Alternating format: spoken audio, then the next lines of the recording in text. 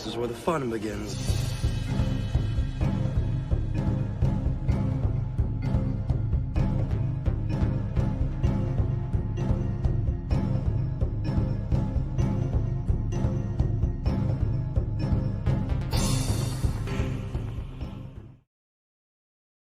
It is settled then. My wealth will fund the rebellion while Garm provides our fleet and Mon Mothma our soldiers.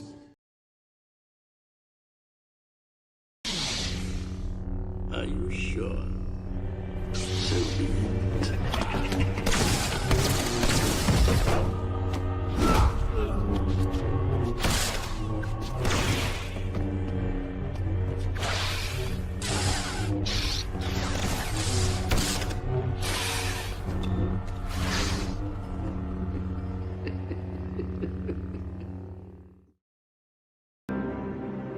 I had fought the worst of all wars and witnessed the redemption of evil. I have seen balance restored to the Force. But order can turn to chaos, as it did when I was born. Now, with my loved ones and my loyal allies, I face a new challenge unlike any before. And I'm not sure this time we can win. Star Wars Vector Prime by R.A. Salvatore, the first novel of the new Jedi Order.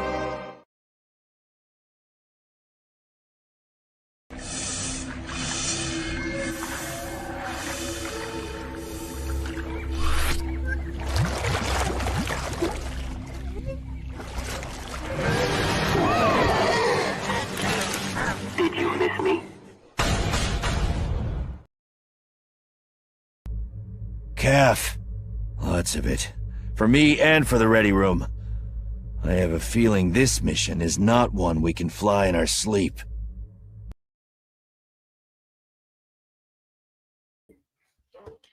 Good morning, everyone, and welcome to Thursday Morning CAF Chat. This is Alora, your host here on OG Star Wars channel. How are you guys doing? It's a beautiful day here where I'm at and enjoying the sunshine. Yesterday, we had a nice thunderstorm that came through in the morning, and that was beautiful in itself. You know, the weather's changing.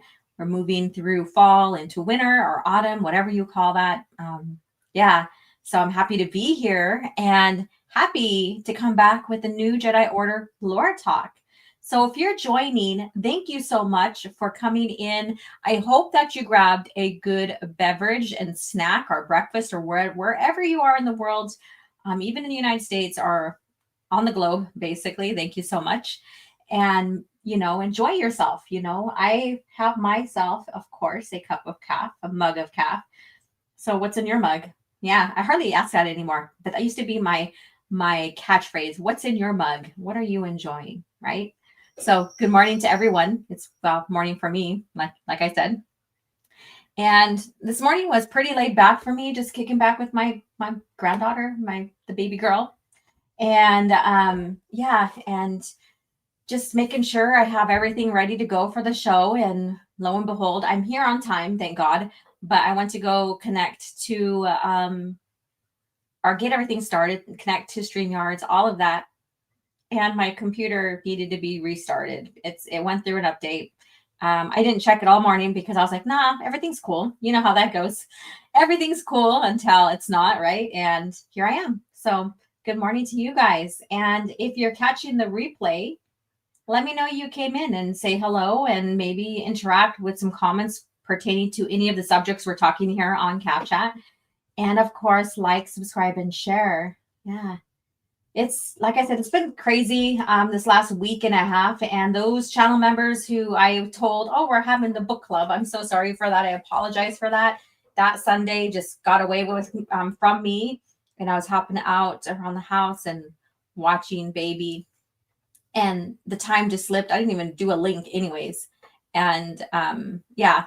And I realized the next day, oh, crap, I didn't have my book club. So I apologize. I do plan on having it this weekend, this day for sure. Yeah. So I apologize again for that. We got on book 6, I believe, on Young Jedi Knights. I know which book we're on, but I just now lost count. It gets crazy like that. Like for the new Jedi Order, I know what book I'm on, but I'm like, okay, which book is this again? What number is this again? It's the beauty of reading through these larger series and getting so caught up into it that you lose count, I guess you could say, on which novel you're reading, even though you know which novel you're reading. You lose count. You just know the events you're on. And I think that's what good story is about, is getting so caught up in the story, in the events, what's going on in the timeline that you're in, that you just lose track, I guess you could say. It's almost like losing track of time, right? All right, so the Vato is here. Soul Assassin, what's up? Smash the like and tell a friend about the show. Yes. And Melissa Lord, a channel member, thank you so much. How are you doing? I hope that the season's treating you well. Now, question. This got to do with CAF, or coffee. For those people who are not aware of what CAF means in coffee, or coffee means in Star Wars. It's fall. Do you have a favorite fall coffee drink? Like a favorite flavor? Or do you still like your coffee black, or maybe with a little bit of cream or sugar? But for those who like to jazz it up, like a little extra something, something, do you have a favorite fall drink? Do you have a favorite holiday drink? Me, I really don't have a favorite fall drink. If I was to get a fancy coffee. But when it comes to this holiday season, I like a gingerbread cappuccino, and a dry one at that. Dry means it's only foam on top, no anything, no steamed milk, basically, in the espresso. That will happen when the foam starts like dissolving, I guess you could say. I don't care for lattes. I want my stuff strong, okay? But yeah, so gingerbread latte has always, not latte, but gingerbread cappuccino has always been my thing. So I used to love going and picking one up and then doing my holiday shopping, and that's just like heaven in a cup for me. Anyways, that's just about coffee. How are you guys doing? All right, so today's show, I'm going to say hello to everyone. Today's show, we are having our lore talk. We're going to basically conclude with the dark journey timeline and move on for next Thursday. But I wanted to talk about Jaina Solo, since it's her solo novel in a way. and her being the trickster, how this sets up being the trickster, and just talk generally about that. I didn't make, I planned on making a visual slide for you guys to have something up to look at. I didn't do it. I got distracted by baby. That's my excuse.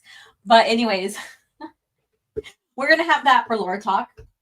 We are also going to get into LucasFacts, which is a simple, fun one. And then get into book of the week.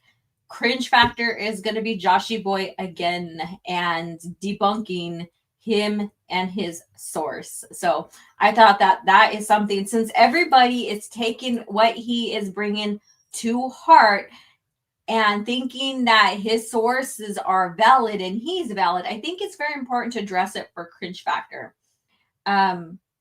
And then also too, everybody's like, oh, well, George Lucas is done with Star Wars now. He's finally done. No, he's been done for a long time now. Have you not been following along? Where have you been? I think right now the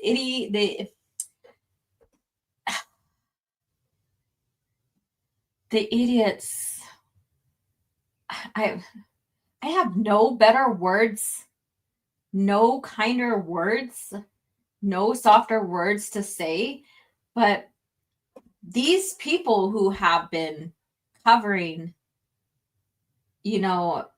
with anti-Disney, Lucasfilm, Disney, Star Wars rhetoric for a very long time, I'm just now questioning their logic, their intelligence, because they repeat the same rhetoric. When something comes up, it doesn't matter what it is. They want to make sure they're giving it to Disney Lucasfilm or Disney Star Wars. Even if it's Kennedy's now is fine. Kathleen Kennedy now is fine. It's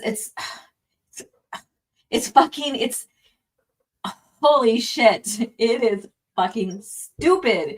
These people are fucking stupid. But anyways, I'm gonna finish saying hello. I'm not gonna fall into that deep end right now.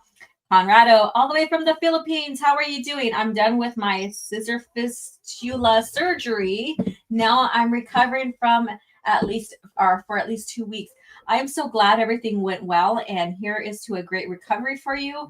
And thank you for tuning in. And if you need to rest, I know how it is for surgery. Get your rest. I love having you here, but get your rest too. All right. And Bunce Books, what's up? Hello, hello. How are you doing? And we have Holy Shitful becoming a channel member. Thank you so much for taking the time to invest in the channel. I love investing in you guys by giving you guys some great content here. Whether it is a lore video or right now we're just sticking with lives for the time being, and I'm always looking, I'm always looking for ideas too. Like if you're like, hey, Laura, do a lore video on this because I don't really see anybody else doing that. I'm always looking for pointers and, collaborating, I guess you could say, ideas or what have you, because this channel is not just because I want, for me, it is for the greater George Lucas era community and stuff. So I love to hear from you guys. Yes, and smash the like. And then we have Calcite the Lion. Greetings there. How are you doing? Gabriel Knight, what's up? Cheers to you this morning or afternoon, wherever you are at. And release the Ben Solo film. Here we go. And you know what? It's not, Kennedy is now a good Samaritan when it comes to Lucasfilm because she's the one who wanted it, I guess. I don't know. So you're talking about Star Wars Legends? I'm talking about Star Wars, original Star Wars. I always prefer Legends over Disney. Yeah, I'm talking about the real canon, not the Disney faux lore. And then thank you. I have not seen you here before, Spring Lord. Thank you so much for coming in and hanging out with us. Nazo, how are you doing? Another day, another CAF chat. Right. Okay, Dark Force Rising, nice. Book 2 of the Thrawn trilogy. Awesome. I like to revisit them from time to time or pulling up information from them. Let me see. That happened with me in Jedi Apprentice series. Books were so good, I lost track a few times which ones I was on. Right, I agree. Let's see here.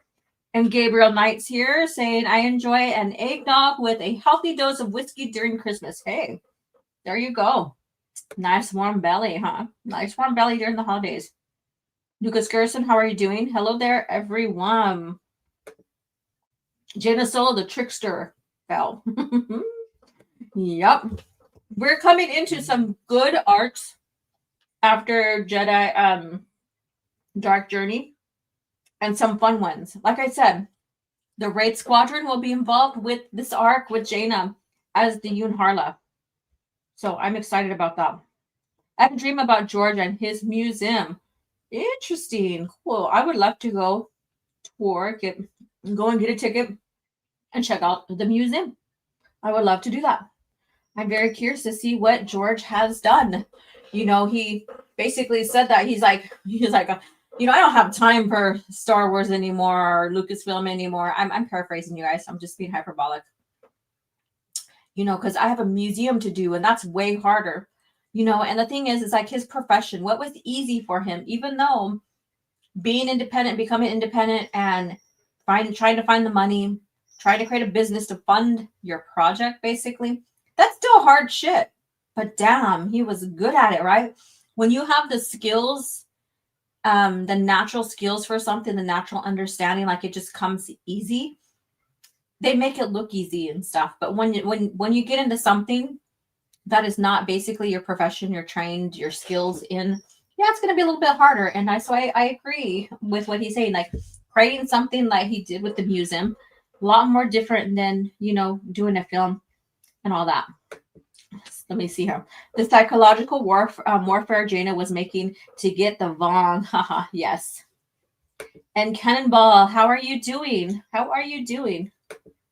Logic and honesty aren't their thing, right?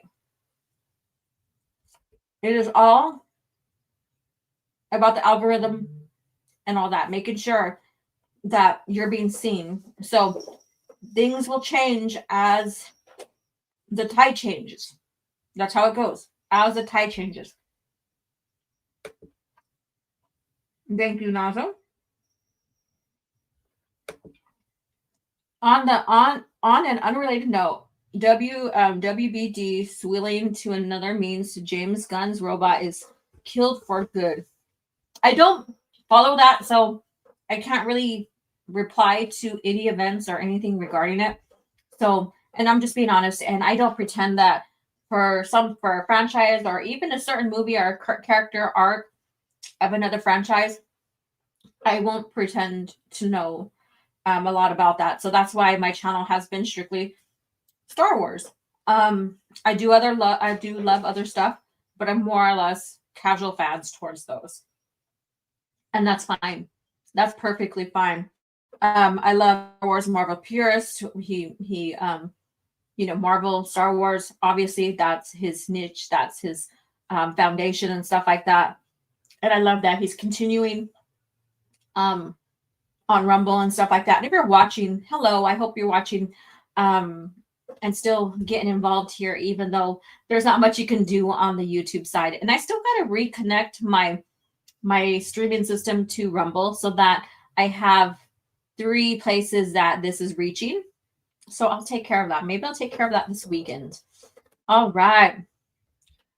Let's see here. And Soul Assassin says, hey, Laura, do a lore video on the great Yoda Rock from the High Republic. That is Disney Star Wars, sir. No.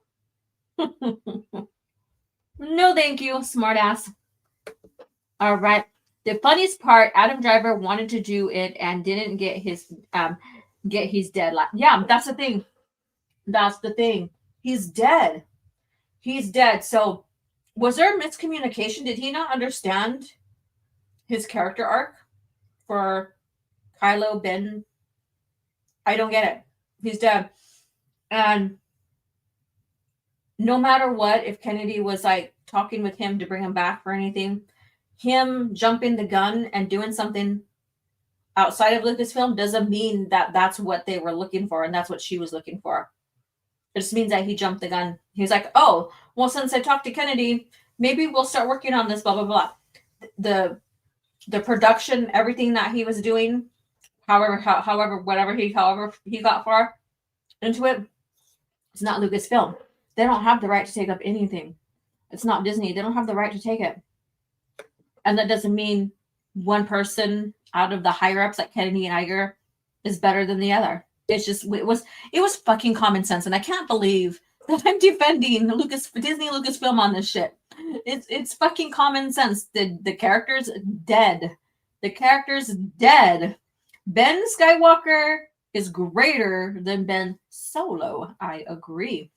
And let's see here. I must get these couple more chats, and then we'll get into our smaller topics here, LucasFacts and Book of the Week.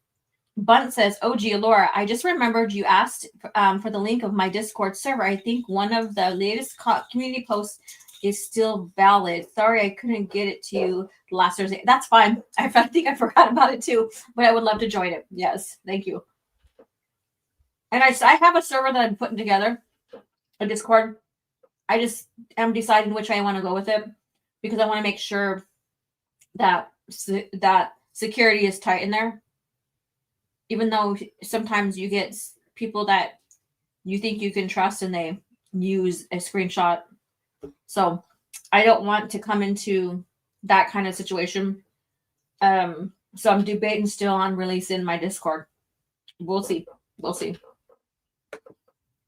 And let's see, maybe Driver should go get a Disney Plus show about Ben Solo at 10 years before The Force Awakens. You know what? That would be a lot better for Lucasfilm, Disney Lucasfilm. I wouldn't watch it. I don't like their stuff. That's not my Star Wars. But hey, maybe that will bomb too, and it'll give me something to talk about. Hey Laura, you can do a Laura video on the alphabet squadron. Now you're just talking shit. Now you're just talking shit. You know this is a George Lucas era Star Wars channel. What is up with that? Holy heck. All right, let's see here. Lucas Gerson says, oh wait, I missed this. Lucas Star Wars is never finished like the Snyderverse. Luke naming his son as Ben in homage to his very first Jedi master and mentor is greater than Leia naming her son Ben just because. Just because her dad mentioned or maybe have talked about him. I think having personal relationship, no matter like how deep it is, I guess you can say, how long it has been, is more valid than just hearing stories about someone to name them something. So that's just me. That's just me. And his cannibal, I'm good.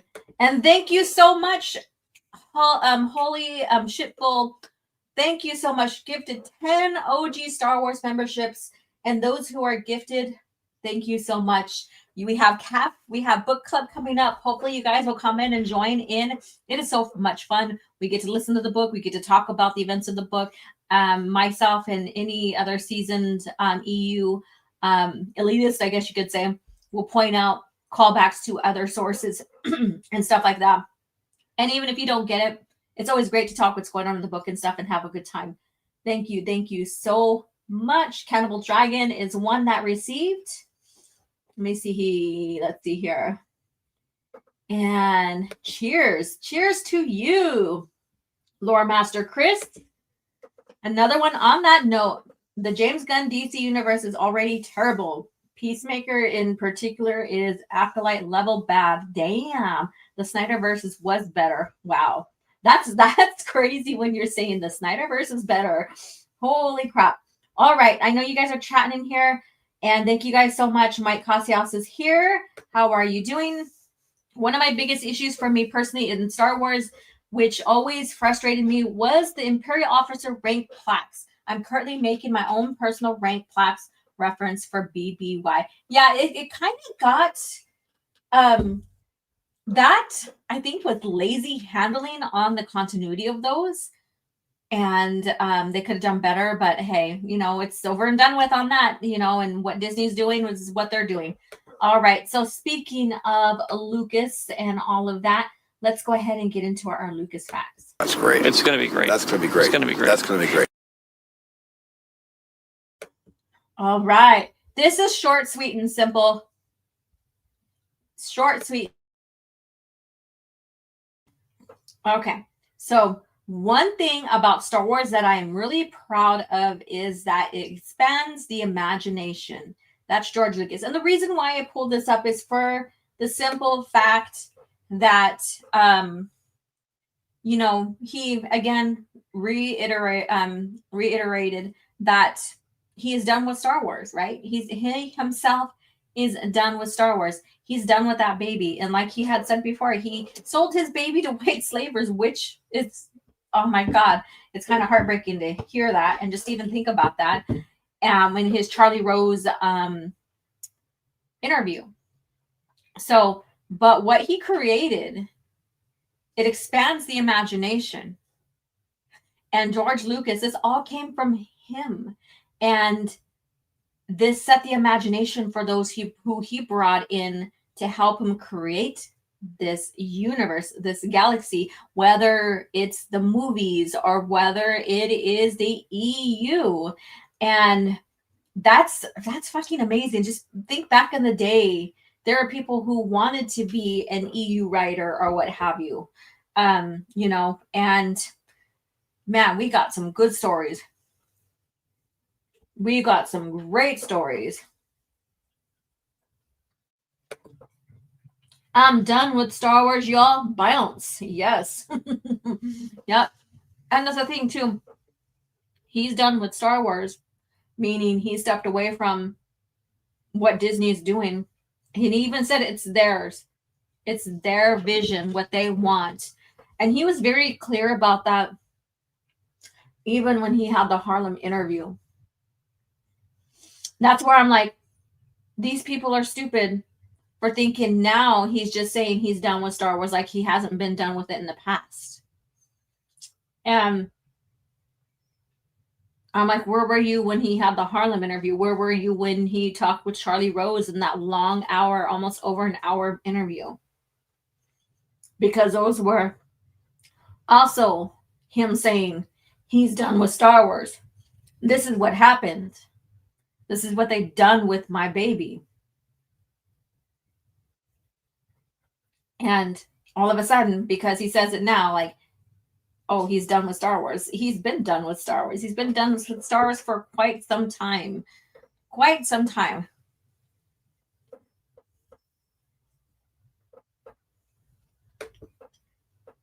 George's wife had to convince him to go to the premiere of The Force Awakens. Right. I bet he sank in his seat and hated it. Probably.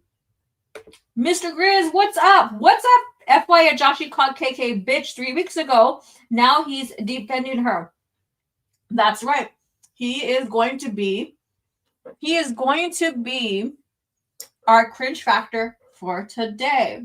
So another Gatekeepers Alliance here. Member, founder. Let me go ahead and play this. Let me see. Where is it at? Fuck the fandom menace. Fuck the fandom menace. All right. Thank you for hopping in. And man, yeah, this guy has Joshy Boy.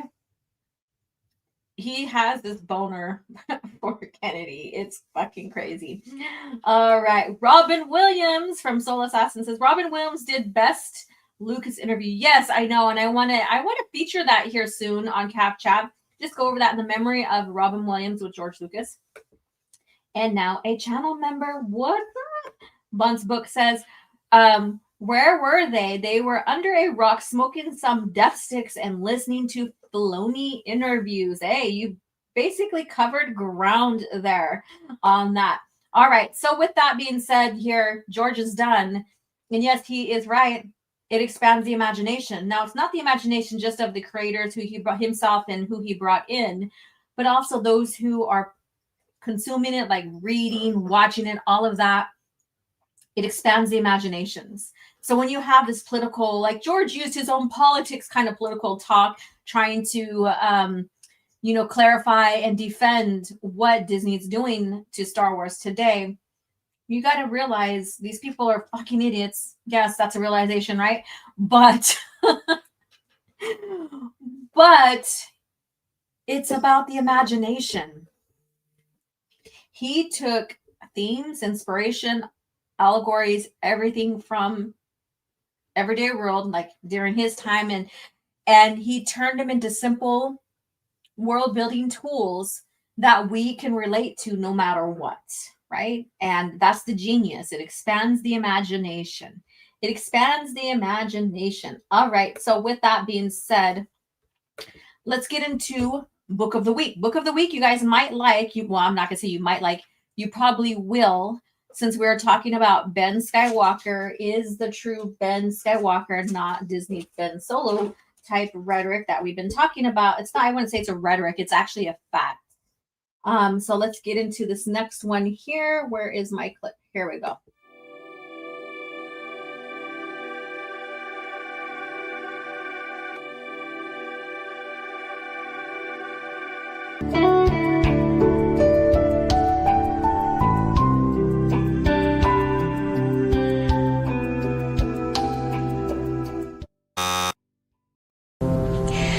I hate to say it, but it looks like the item you're searching for doesn't exist.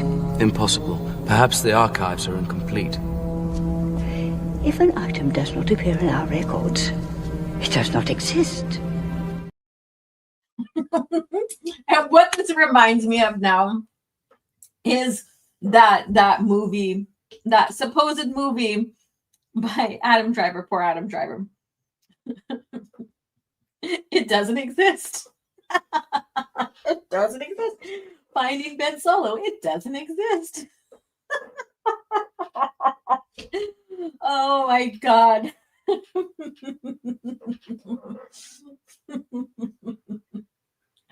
That just popped up in my head as I'm watching this.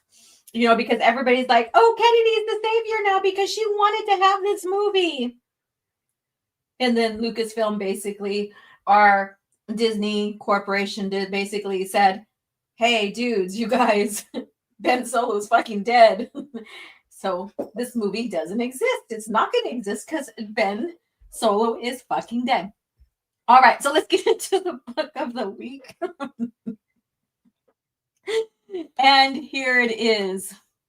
This is one of the installments here in the New Jedi Order series. And it is From Edge of Victory to Rebirth. Now, since this conversation has been going on across social medias about Ben Solo and a possible movie, and how even those outsiders were praising that this could have been good, praising on having that kind of movie, even though they hated the Disney trilogy and hated Kylo Ren, Ben Solo, all of a sudden they want it. Doesn't fucking make sense, right? It doesn't make it make sense. Make it make sense. So, since we're talking about a Ben, let's go ahead and, celebrate the book that actually brings the true Ben Skywalker into the lore.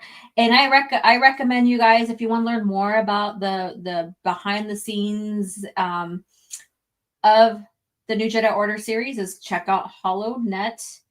Did a video documentary. So there's 7 parts to it on this. And they even talk about, this novel here and bringing Ben, having Mara, become pregnant and having Ben born and all this. Very good documentary to check out. So here, all of like the classic covers of the New Jedi Order, I wouldn't say like the very beginning ones, the very first ones when they're first printed, but later on when they were being reprinted under George Lucas's Lucasfilm, they all have been stamped with New York Times best-selling series because each and every one of them has made it on the list. That's how good they are. All right, so this is Greg Keyes. Cover is by Therese Nielsen. And it was published in paperback July in 2001. And the timeline is 26 ABY. So that's Ben's basically birth date. And Scran is here. What's up, Scran? I see you. And I think I already said hello to Gabriel Knight. I think. Did I? Anyways. I'm like, everybody's popping on. Popping in, popping on. Let's have some fun, right? Cheers to you guys. And so that's Ben's birthday, basically. Ben Skywalker, we're talking about. Ben Skywalker. And it's crazy because it wasn't Anakin Solo who was feeling Mara Jade in the Force giving birth. And so that's an interesting read in itself. And so that's an interesting read in itself. But here are the continuity notes. So some of you guys may or may not know this. If you don't, then now you do. Balance Point originally was to be followed by the Nightfall trilogy. Now, do you know where, that there is an event called Nightfall? And that event happened during Revenge of the Sith. Nightfall, and it's spelled just like that, was when Anakin, or that now knighted or dubbed Darth Vader pre-suit, when he marched up into the temple and took down the temple, basically killed everyone, took it down, all of that. That was the event Nightfall. So this book came out before Revenge of the Sith. And I would like to say that there's some kind of synergy going on here or not with this title, this name, this book that could have been. So I'll reread this again. Balance Point originally was to be followed by the Nightfall trilogy by Michael Jan Friedman. And the 3 books are Jedi Storm, Jedi Fire, and Jedi Blood. A change in Del Rey's publishing program resulted in the books being canceled early in development oh, my error, with The Edge of Victory duology by Greg Keeks are taking their place. The canceled trilogy was to feature Danny Kui. Many people like Purist, the bane of YouTube. he likes Danny Kui, thinks she's very attractive, okay, as a character. So Danny Kui and focus and the focus on the Peace Brigade actions against the Jedi. So it was supposed to feature Danny Kui and the focus on the Peace Brigade actions against the Jedi. Now just imagine that. Danny Kui, okay, so she'd probably be like one of the main people there, of course. It's just not going to be about her and the Peace Brigade. Now, we've talked about the Peace Brigade before and what they are for the Jedi and the galaxy and all that. So imagine a trilogy that would have came out, Nightfall trilogy, with the covers, the names being Jedi Storm, Jedi Fire, and Jedi Blood. That would have been some crazy dark shit. Imagine that. That would have been some crazy dark shit. Site, no, it was not another name for Order 66. That was the fall of the Jedi Temple. It's called Nightfall. That's another. It's part of Order 66, but it's not another name. Not another name. The newly knighted Darth Vader fought Sarah, Keto, and Cinderella in the Revenge of the Sith game. And then Danny Kui deserved a solo novel. She's a great character. She was up for a trilogy, Lucas Gerson. She was up for a trilogy. And I believe there's 7 of them. It's a 7-part series documentary on HoloNet. And reading is hard, don't judge. And I think they might have mentioned this in that documentary. I think. I'm not too sure. I'm almost positive. Danny Kui was a great in Vector Prime. She was. All right. So I thought this was interesting. This continuity notes regarding. So Edge of Victory took place of that. It is a duology. It's a duology. And we got our Ben Skywalker, who later we got to learn more about. And he's a nice blend between his mom and dad. And he's got the quip of his mom, the sarcasm and stuff like that. So it's just heartbreaking in a sense to see a character not evolve into more or less adulthood because of the buyout and the tossing of the EU. So that thing in itself, is a heartache in itself. I guess you could say, to fans who wanted to see Ben, what happened with Ben, whatever happened between him and Vistara. Again, that's going to have to be a debate on here. Vistara, did they really get together or not? And I don't think they have. I think it's another woman. But anyways, that's my thing. And, and who was his first kids and what happened and how strong the order was during that time. And was there anything else? Was there anything else that happened during the time frames that the Jedi had to stand up against and stuff like that? So, or was there truly just peace and them just searching and putting the galaxy back together? Who knows? But we know that they're still cleaning up from even the the Lost Tribe. Because we have the Jaina Solo trilogy, Sword of the Jedi. And I think that would have been her cleaning and restoring and still fighting against the lost Jedi. Not the Lost Jedi. Jeez. The Lost Tribe of the Sith. Oh my God. Let me see. How many generations between Luke and Cade? Ben might be Cade's great grandfather. I think he's a great, because between 40, let me look at my Star Wars calendar. Let me look it up real quick. The Star Wars calendar, that's basically the timeline. There is about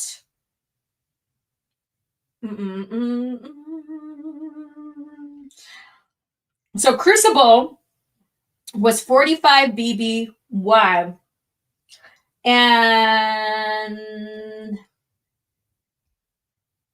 I wish it had Legacy on here.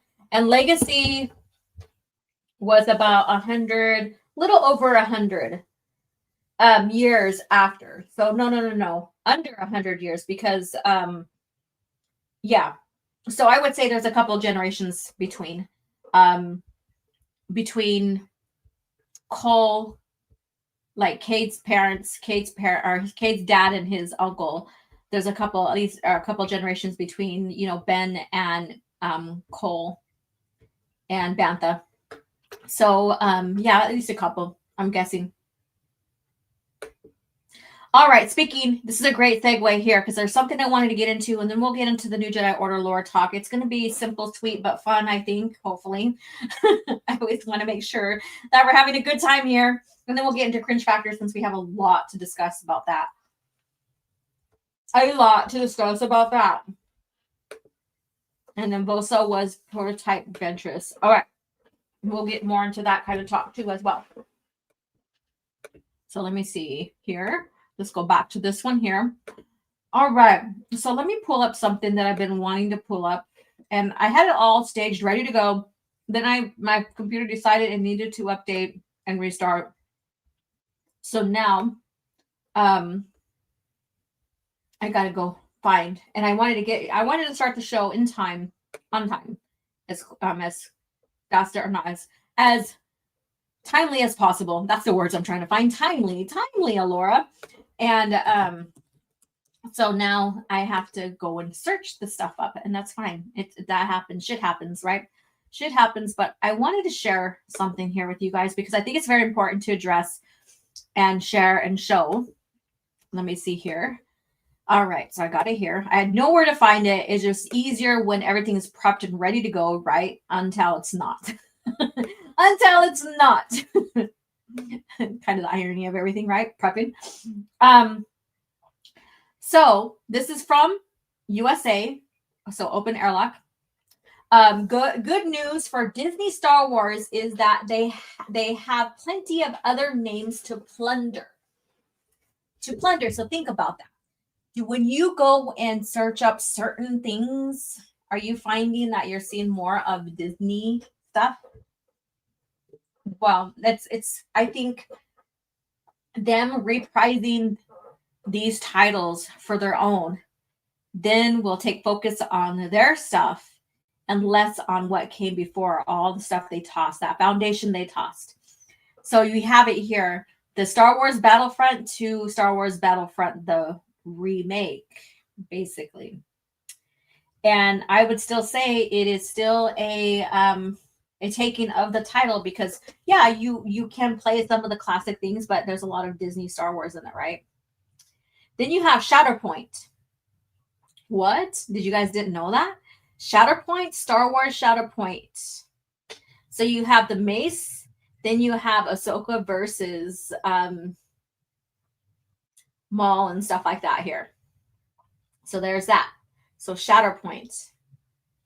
And then you have The Last Jedi, which I pointed out from the beginning, and many of us did who knows the EU and stuff. So you have The Last Jedi, and it's a Michael Reeves novel. And Shatterpoint, of course, is Matthew Stover. And then you have the movie. Then you have Tales of the Jedi. That one right there. And then you have the Visions. Then you have the Battle of the Bounty Hunters. You know, so you have the Bounty Hunters. Battle or war. It doesn't matter. It's still like when you type it in, war, battle, they're both the same thing. Yeah, so you have that. So that's a slight variance of reprising or reusing, plagiarizing the titles. And then you have the Star Wars Rebels Assault, the Hidden Empire. And so you have the Hidden Empire for Disney too. So like if you were looking for Rebel Assault 2 and you typed in Hidden Empire, you're going to get the Disney version, right? And then you have the Starfighter. And that one is we called out already too. And then you also have Tales of the Empire, which is another one. And a big one here, and it's not out, it's not produced, is basically, I'm going to make the screen bigger, is basically the New Jedi Order. New Jedi Order. When you type in New Jedi Order, you're gonna get a lot of Rey stuff. A lot of the material proposed for a Rey movie, and they use the words New Jedi Order. So even though it hasn't been produced, hasn't been made yet, that is another one. That is another one. I always encounter that when I'm doing my research and looking for like when I'm like, for example, when I went to go pull up the cover for Rebirth, you know, I put New Jedi Order, Rebirth. I didn't put Edge of Victory, I put Rebirth. And that popped up, a few of them, and then a lot of Rey New Jedi Order stuff. So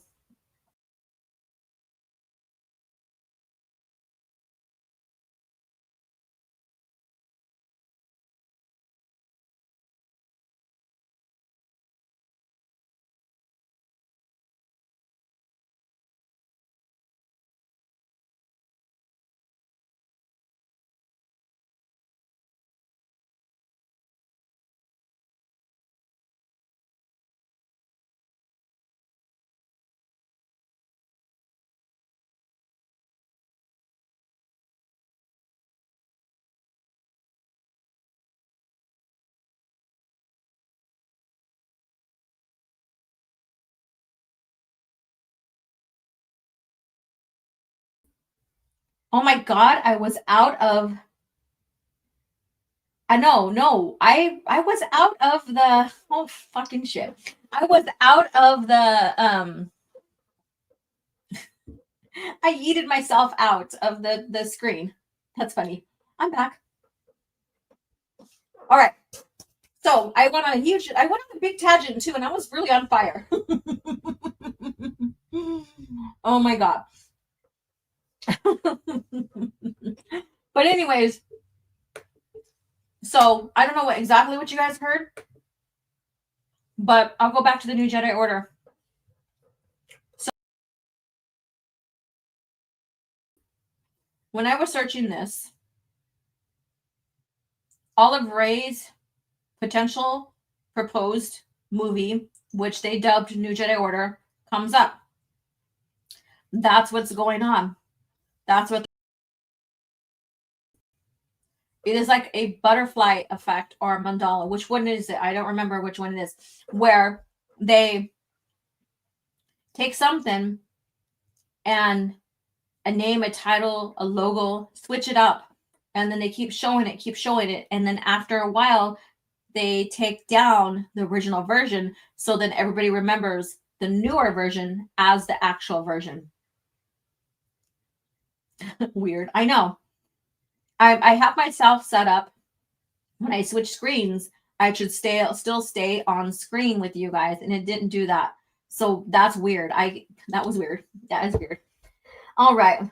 It's the mandala effect. Okay. So I've heard people say butterfly effect too, but then I think that's something completely different. Yeah. But yeah. So I think that's what's going on here. Because the more you're going to see Disney version of these titles and stuff like that show up in search engine, and maybe one day they're going to phase out and not sell the expanded universe anymore. But you see what's going on here? They're creating this, like the beginning of a mandala effect. Honestly, it is. So when you search up Last Jedi, no more novel from the original EU. When you search up Shatterpoint, it's going to be their version. All of that, New Jedi Order, and so that's what I think is going on here. That is what's going on.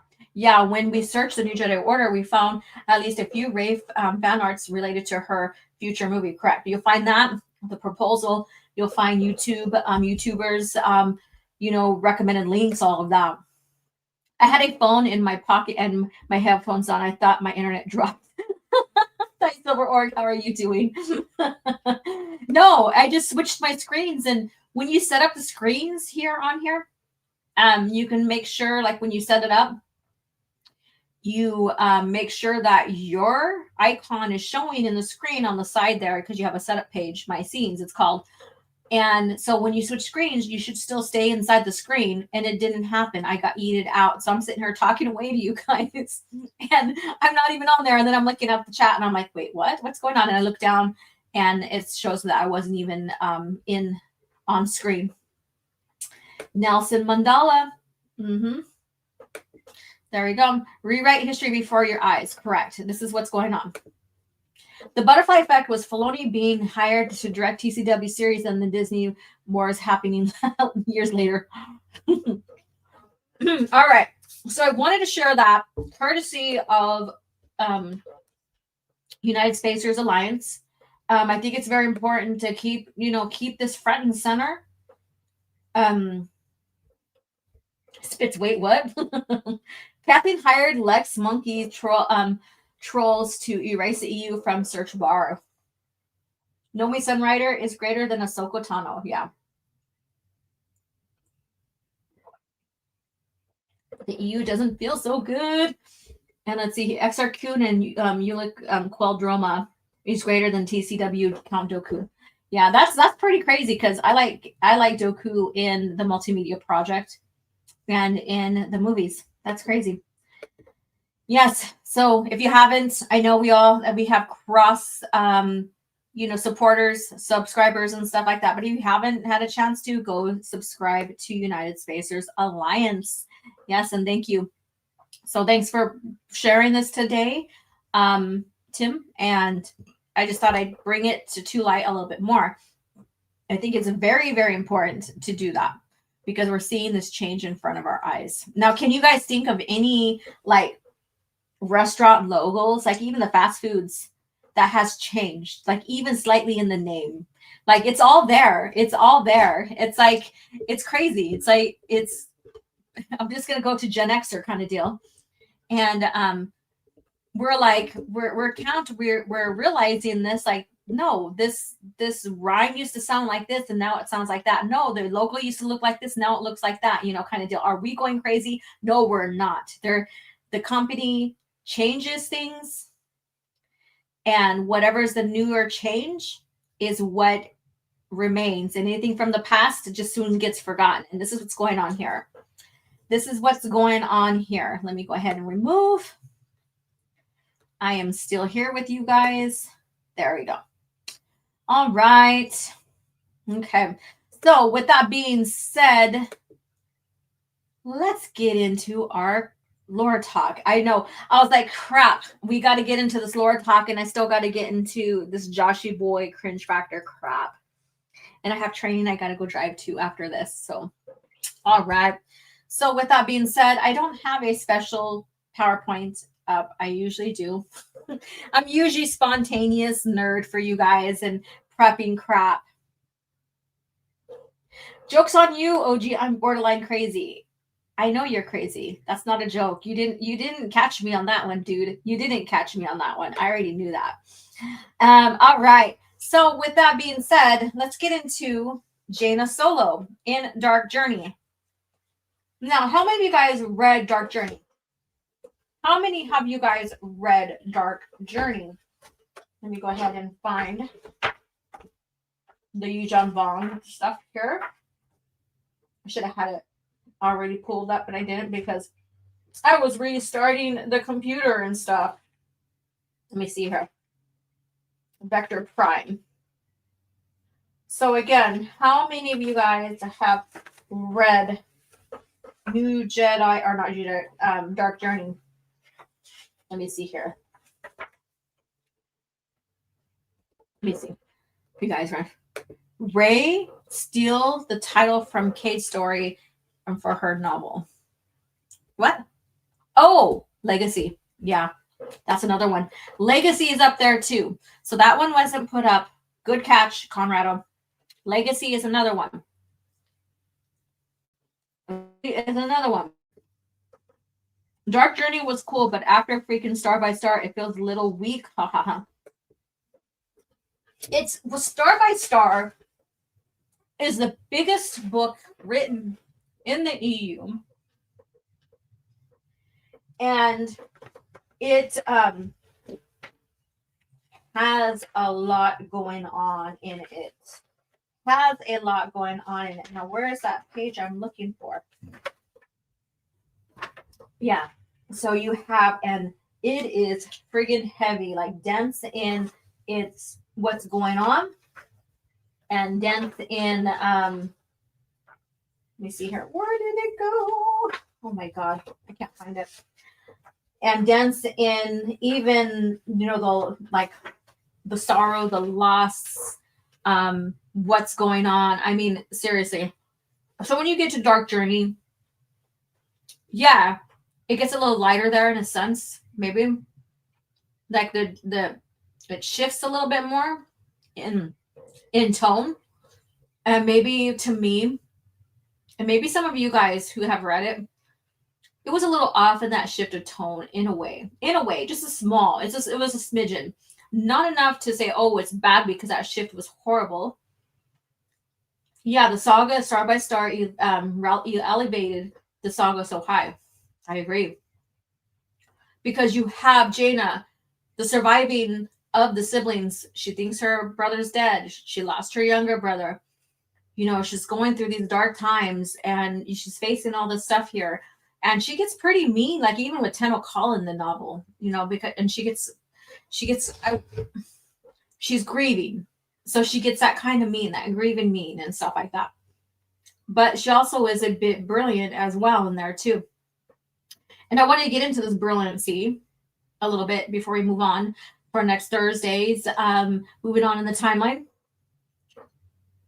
And Matthew says, I don't understand all these shills wanting the Ben Solo movie. The search for Ben Solo, you have to be joking. They want Reylo. They do.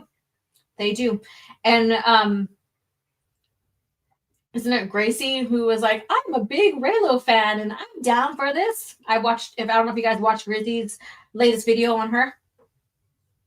But anyways, that's another story in itself. So you have Yun Harla, you have Jaina. So we'll go back to Jaina. So she's, you know, meeting with grief. She's very, I guess you could say she's very cocky like her father in a sense during this time as well. There's a lot going on with her.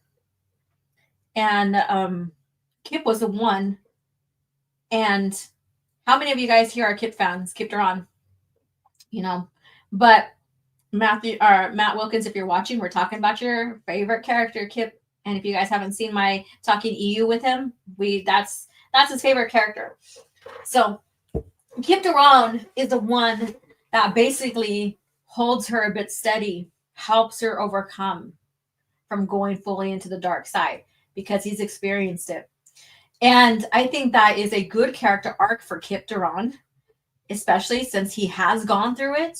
He has experienced it. I mean, he literally blew up a planet because he thought his brother was taken hostage and stuff like that. And he thought it was Imperial planet or something like that. I have to go back and read the Jedi Academy again because I'm probably getting something a little bit wrong here. But anyways, yeah. So him saying, I know how it feels. I know what I experienced. I know what it is to be that. You know, helps pull her out from that dark. I'm a Jaina Solo. I'm a scoundrel like my father before me.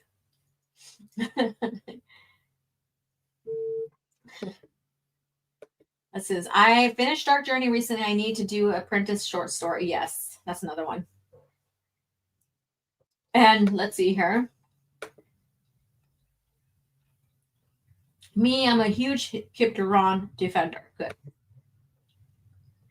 Jaina, and a princess like my mother before me too. Haha. She has best of both, right?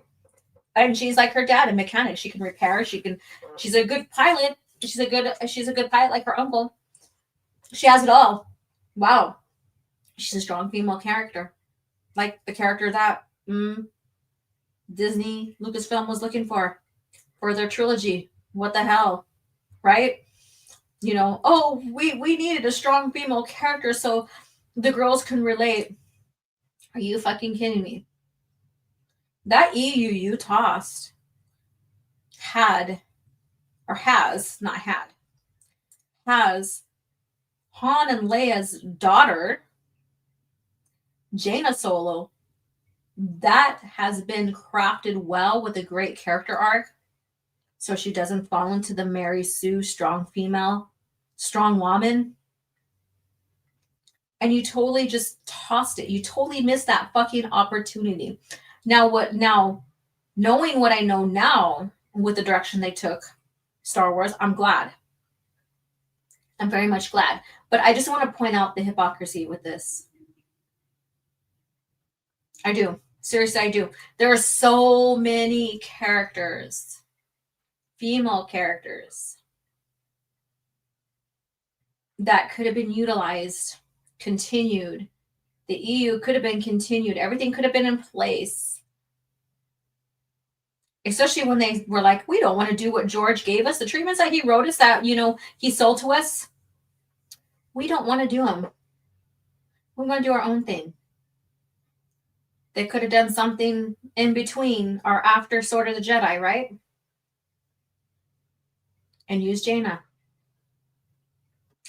But they wanted the big three. And they even hurt that potential. They actually killed that potential of using the big three. George organized bringing all of them back as part of the contract or part of the deal. Part of the selling deal to Disney Star Wars, and they fucked it royally. Talk about killing the golden goose, right? Like that golden goose is dead. It's not, there's nothing left of it. It's dead.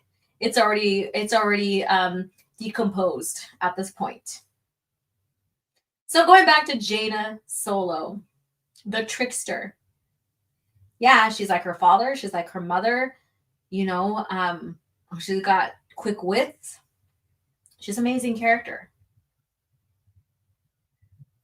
But she's also like, she can also succumb to the dark side. And she does in this book. And it goes back to an amazing character arc for Kip Duran that is a callback to him when he was first brought in as an apprentice off of Kessel, right? And him being powerful or strong in the Force. I don't want to say powerful. He was strong in the Force, right? And being manipulated by Exar Kun. Being drawn to the dark side. And committing some heinous atrocities, right? Killing, like taking out a planet, right? So he knows.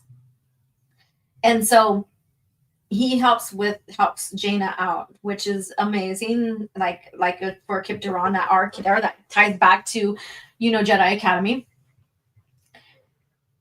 But as they're leaving, as they're fleeing Merker's moon and stuff like that, and they decide to first go to Coruscant, and Coruscant's still fighting the Vong, even though the Vong nearly has the planet. And then they break away to Hape's Consortium. She learns how to operate and manipulate the skipper. And through that, she basically knows that ship belongs to the fleet of Numenor. And Numenor, basically worships Yun Harla. So she names the ship Trickster. And that's the whole setup. That's the whole setup for what's to come. And I'm looking forward to this. Like there's so many storylines within, like so many story arcs within that's coming up with the new Jedi Order that I'm looking forward to talk with you guys. So she names it Trickster. Was it her and Kip Duran?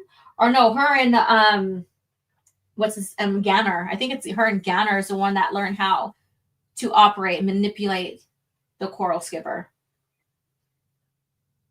Silver Arc says, I also prefer Jagged Fell over Kip Duran.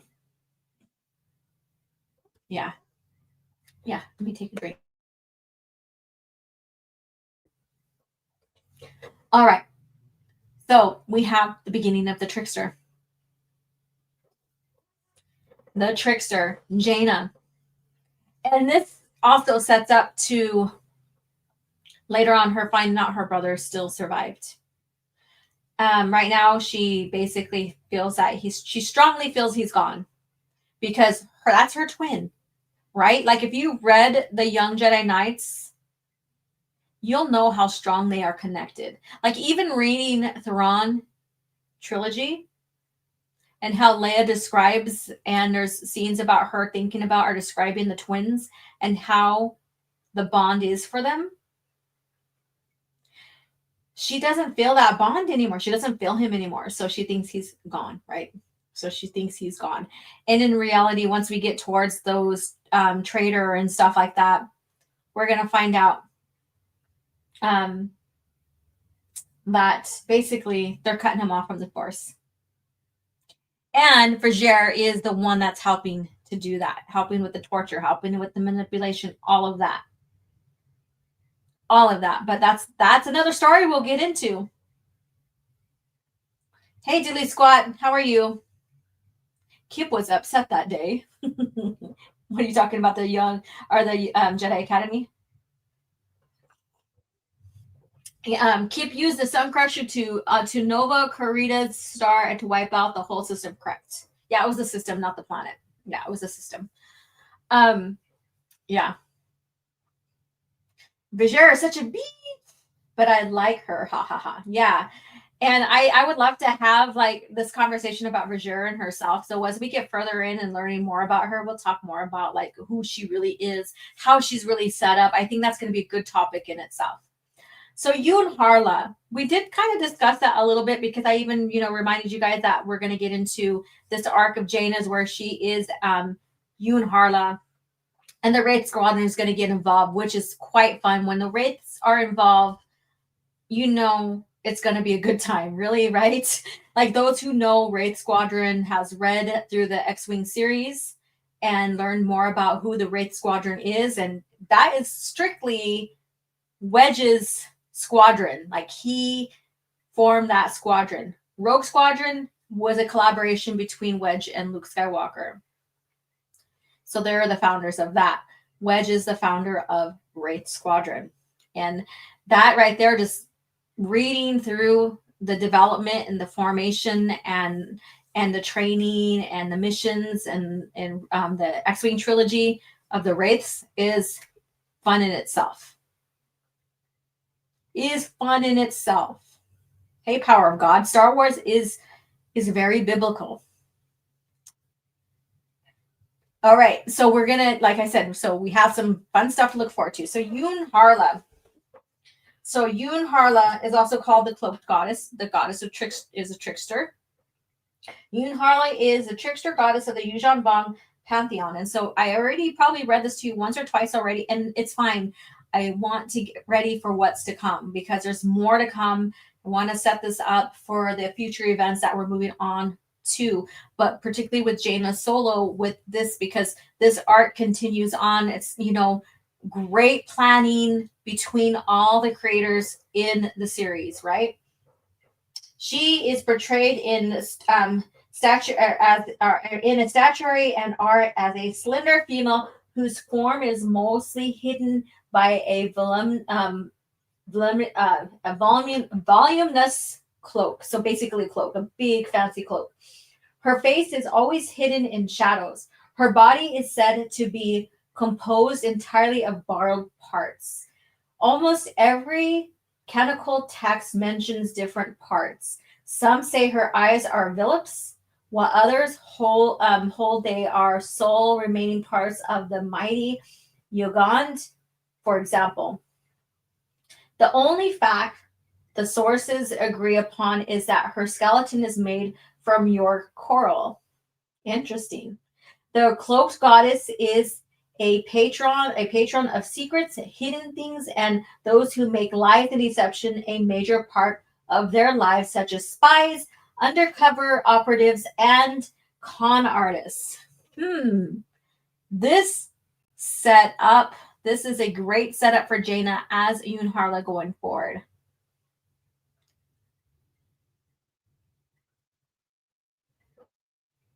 So if you guys are aware of what I'm talking about, and Twin Suns, basically during this time, she gets command of Twin Suns Squadron. She is also the entity who watches over the sacred changing ritual. Even the most honest and forthright Yuuzhan Vong prophet appeals to Yun Harla on the eve before undergoing change.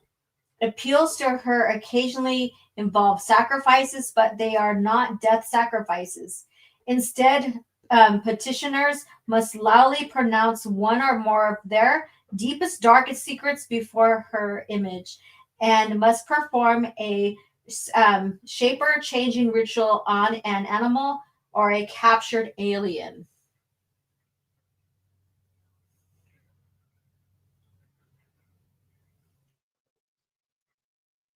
Yun Harla is often honored alongside the Slayer. Most lore describes them as brother and sisters. In fact, the holy day devoted to Yun Harla is a time when Yuuzhan Vong may play practical jokes and on their elders and superiors without fear of consequences. That 24-hour period is known as the Festival of the Twin Gods. A more low-key practice on the day is the traditional exchange of secrets between friends and even between enemies. Those who do not follow her view Yun Harla as a deity who is to be placated rather than honored or actively worshipped. The warrior caste in particular often shows active disdain for the tricksters. And you'll see that a lot going forward too. So this right here, this book ends at the source book that I have that I read Yun Harla's lore to you as the goddess, the trickster goddess. It ends at star by star.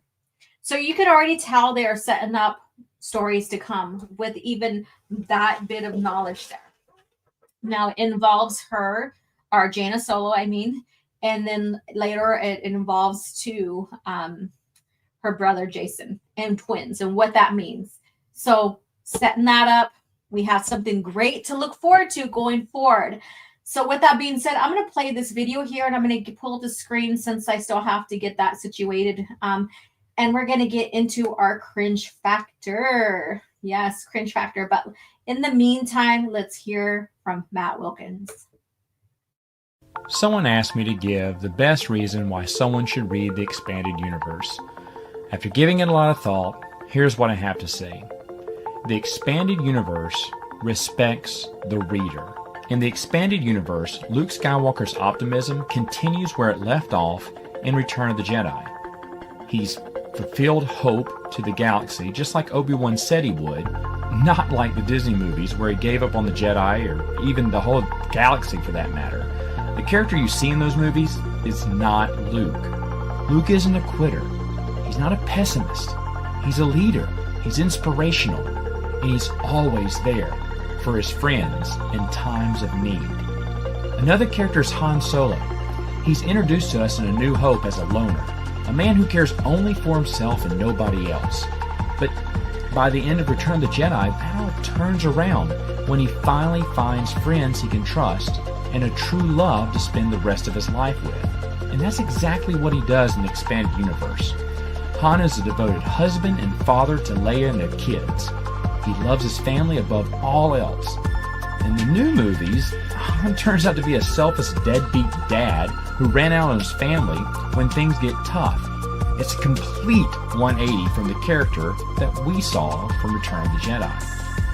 Now, another thing the EU does is it rewards its readers.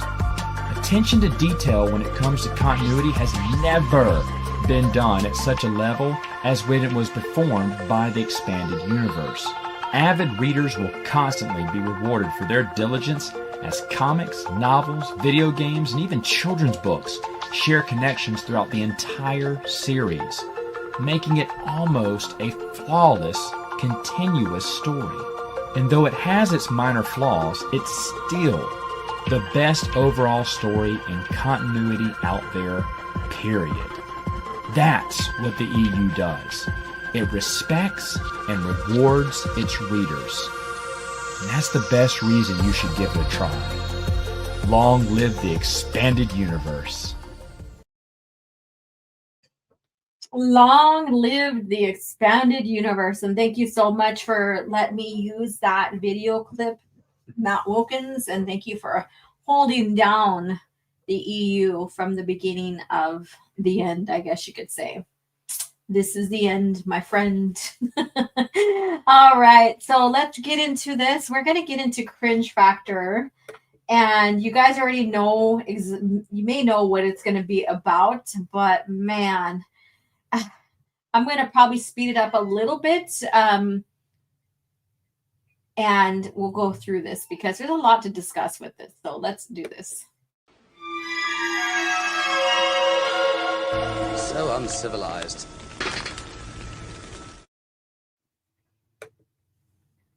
All right, so you guys may already have seen this video, maybe on Casual Rage, maybe on, I think, Knights of Malvin.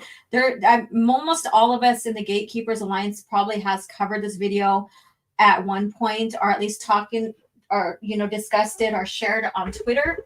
And I've shared it on Twitter. And then I was thinking, what can be the cringe factor? And I was like, Joshy Boy will make it back into the cringe factor this week again. Din of IRS open up. Hand dying on a bridge made me want to lose it like Chewie in the film. It was infuriating, worse than the death of Captain Kirk in Generations, that Star Trek film. Wow. Hi, Yasin. I see you. Hello, I see you. So you're telling me I got here just in time for cringe factor. Yes, you did. Thank you for hanging out and popping in and enjoying the content. Dilly squat. Oh, I started to watch this earlier, but stopped right away. That's probably a good indication about how cringy this shit is. Now, let me see where I am at, because I think I still have it where I left off. No, I began.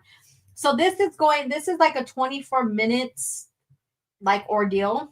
24-minute ordeal. And if you watched Casual Rage last night, man, it was putting Rhino in his classic rage, which was quite funny. So I was all there for it. So let me see here. Playback speed. Let me go ahead and do at least 0.5 maybe. There's a lot of times where he pauses. I don't know. He is very condescending, or maybe he's snide, thinking that, or he probably has it in his head that he knows better than anybody else kind of attitude with this. And I don't know. It's fucking weird. Joshy Boy, the clueless Wikipedia reader, correct. So let's get into this, and I'll go over a lot of this. All right, I'm just going to say it. We're just going to do it.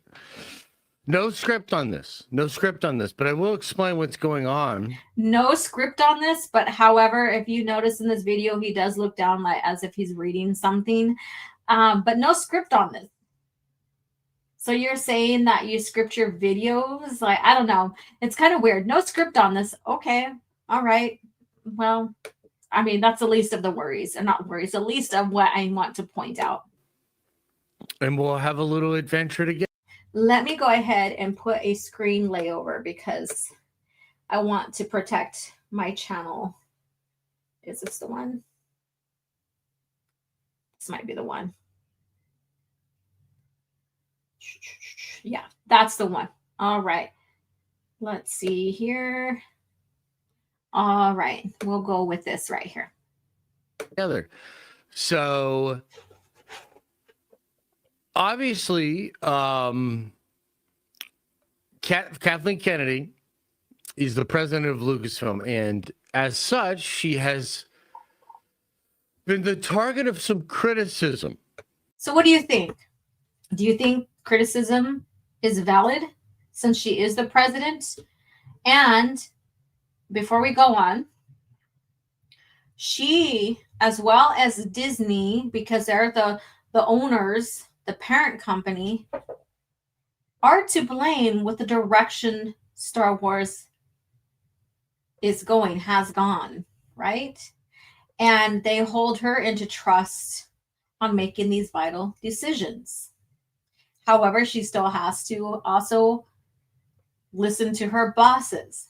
So there's this back and forth of who's in charge, whose fault is it? I put blame on both entities. I put blame on Kathleen Kennedy. I put blame on Disney Corporation. So Iger is the top, the most top of the chain, I guess you can say. And I also put blame on Filoni and other creatives that have came in and made suggestions on certain character arcs for certain characters, and I'll get into it more. Being the leader, I think that just comes with the territory. And just like a coach on a sports team that's having a losing season, a lot of scrutiny, a lot of attention, a lot of articles, the focus of narratives in journalistic circles, chatter on social media. The narratives just really focus on how bad of a job you're doing. That's the world we live in, okay? And Kathleen Kennedy being president of Lucasfilm with Star Wars doing what it is doing has been the target, I think rightfully so, of a lot of criticism. However... So he says, rightfully so, she's been criticized. But now, going forward, he is going, because of my sources, is going to now put up a defense on why she is not at fault. It might be the case that she was actually the target of a lot of unfair criticism, okay? And look, here's what happened. I'll just explain it to you all, and I have no agenda here other than to just tell the truth. So yesterday, a big article came out because Adam Driver revealed that he was working on a Star Wars movie called The Hunt for Ben Solo. It's a big, big project. Here, I'll pull this up again so you guys can just have a little visual aid there. And you'll notice he snorts through his nose a lot, like it's dry or whatever. I compare it to a cocaine addict, but that's just me. But he goes into this right here. He is in favor of this supposed movie, and I think this is part of his defense for Kennedy. Big project. Soderbergh, Kathleen Kennedy, Carrie Beck, Dave Filoni. Everybody's down. They take it to Disney. Disney says no. Now, Adam Driver name drops Bob Iger and Alan Bergman, and he says that Disney itself, Disney corporate, said no to this. Kathleen Kennedy said yes, wanted to do this thing. Bob Iger and Disney said no. Okay, now that's wild because that's kind of like weirdly specific. From what I read, Kennedy talked to Adam Driver about potentially bringing him back for a film, a series, what have you. But this, and then so he then gets overzealous and wants and puts together this whole movie proposal and stuff like that. So he thinks that this is Kennedy like saying we need this show. I don't know. It's weird. Like it's weird that like Adam would be that specific about it, okay? But of course that brings into question, oh my God, has this happened before perhaps? Has there maybe been other times where Bob Iger was secretly fucking shit up and allowing Kathleen Kennedy to take the blame? And by the way, this has been a narrative that's out there. I want to be fair to people. This whole time, during my entire time on YouTube, and I've talked a lot of shit on Kathleen Kennedy. I have talked a lot of shit on Kathleen Kennedy. Go into the YouTube search bar and search She Gone Nerd Theory or She Gone Kathleen Kennedy, and you will find a... Yeah, he continues to be one of them that says she's gone, she's out the door. He's one of them that does that. And it's like, I don't want to sound like I'm defending Kathleen Kennedy at the time. Every time these rumors come up that she's gone, she's out the door. But we know she's not. We know that she's going to leave on her own time. And there's going to be a big celebration for her success or supposed success. We all know that already. Literal musical track with me and my friend Star Wars Theory, where we are saying that Kathleen Kennedy is going to get fired and celebrating it. Okay, I am that toxic YouTuber guy, man, baby, chud, dude, bro guy. That's what I've done. Okay, I've made a lot of content that's very negative against Kathleen Kennedy, and that entire time, there's always been some voices out there that'll hit me up and be like, "Actually, Josh, you know, Kathy's great." It's actually not Kathy. It's Disney. Okay, so just want to be fair that this has actually been something that other people have spoken to. But until yesterday, until Adam Driver really put it on Front Street, I don't know how easy it was for people to really internalize that, to sit with that, to synthesize what that actually means. And so as I was sitting with this, I tweeted something yesterday. Maybe you saw it. Here, I'll pull it up for you. I tweeted something yesterday.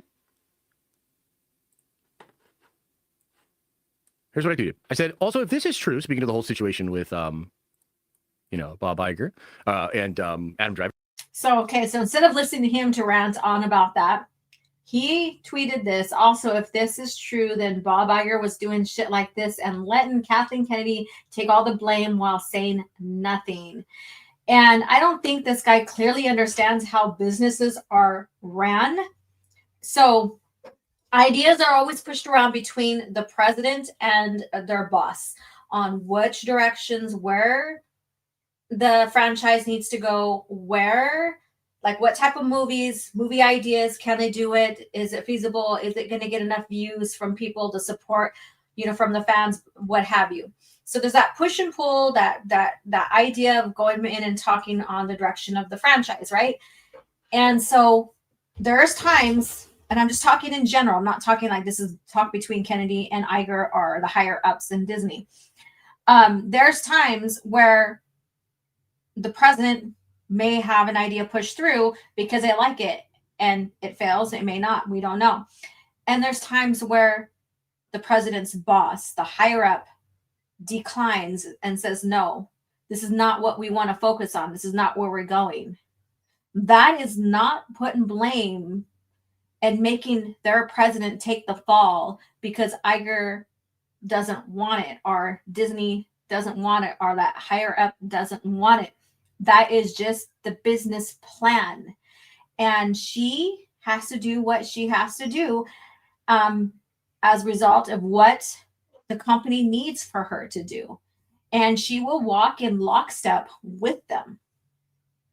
So this is not a civil war between her and Iger. This is not a civil war, and then he pulls in George Lucas later on.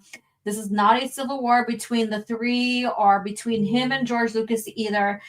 And many times, and I'll get to it, but I'm going to say it now, but I'll restate it when we get to it. Iger was very clear to George Lucas that they are the new owners and that they have the rights and the decisions to make that doesn't align with his because he no longer owns it. Does that mean that Iger hates George? Most likely not. That's a business decision. You got to take the friendship out of business decisions. You got to take the friendship out of that. And I don't think this guy clearly understands how businesses are ran. Now, I'm not defending Iger and I'm not defending Kennedy. I'm just trying to put out a level-headed response to all of this. And I don't think anybody has fully touched on that on a business level discussion on how a president of a company has to respond and work for the company, decisions that they have to make, and how they are, how it's enforced by the chain of command, her chain of command.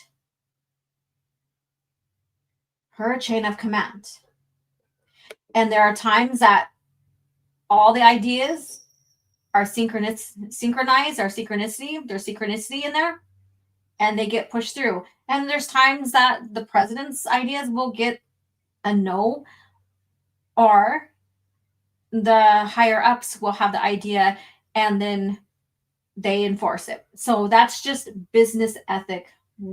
That's just what it is. So let me go ahead. I want to go ahead and fast forward on this one here. Let's see here where we're going to go. Okay. It's the best fucking source I have. It's the most plugged in source that I have. Okay, But as fate would have it, it's not just a source. It's the best fucking source I have. It's the most plugged in source that I have. It's the Omega source, the Alpha source. It's the source that gave us all the info on Ahsoka Season 2. It's the source that gave me all the info on the finale of Ahsoka Season 1, which I wrote down on a piece of paper when we did the watch party for the finale, and then I proved to you after we saw the episode that the source knew exactly the big things that were going to happen, which was pretty crazy. The source is like, if it were any other source on the planet, I would ignore it. So he's trying to say that the source that he's getting is the source that was right on occasions, and he proved that they were right. So because of that, trust me, bruh, right? It's going to be right. So this has to be correct. This has to be right, which I already debunked part of this already on my Twitter. Hey, Mr. Dystopian, how are you doing? Stupid Reddit is his source. Right. Ahsoka got season 2. You caught that, right? Season 2, which hasn't aired yet, right? Let me go ahead and rewind that because that was crazy. Pretty crazy. The source is like, if it basically, guys, if it were any other source on the planet, I would ignore it. I would ignore it. And let me see, this source, the finale, and then I proved to you after we saw the episode that the source knew exactly the big things that were going to happen, which was pretty crazy. The source, not just a source. There we go. It's the best fucking source I have. It's the most plugged in source that I have. It's the Omega source, the Alpha source. It's the source that gave us all the info on Ahsoka Season 2. It's the source that gave me all the info on the finale of Ahsoka Season 1, which I wrote down on a piece of paper when we did the watch party for the finale, and then I proved to you after we saw the episode that the source knew exactly the big things that were going to happen. How would he have known the source was right for Season 2? How would he know? It hasn't aired yet. Good catch, you guys. Which was pretty crazy. The source is like, if it basically, guys, if it were any other source on the planet, I would ignore it. I would ignore it. And this source is absolutely incredible, unbelievable, great source. Hit me up with a whole bunch of info. And I want to go over some of that information with you because what I want to put out there, at the very least, is that an incredibly plugged in person that I trust is saying that a lot of the narrative over the last couple of years about Kathleen, about the choices, about what's been going on in Star Wars is not exactly correct. Okay, are you with me so far? Are you guys with him so far? He's like said sources. Trust me, brah. My sources, my sources, my sources. My sources on Ahsoka Season 2, which has not aired. So how does he know that source is right? When he's claiming that the sources were right for Ahsoka Season 1, and he throws in Ahsoka Season 2. You guys are brilliant on catching that because I didn't catch that the first listen through. I didn't catch that on Raging Rhinos when he was reviewing this. I think I was more or less laughing at Raging Rhinos' response to it because it was a good time. Haven't seen him go almost into a rage like that and like really get into something like that in a long time, which is a part of his niche for his channel, right? His niche for his channel. So that was amazing. So Ahsoka Season 2, how does he know his source is right for that? He has not seen it. Or is there something he's not saying?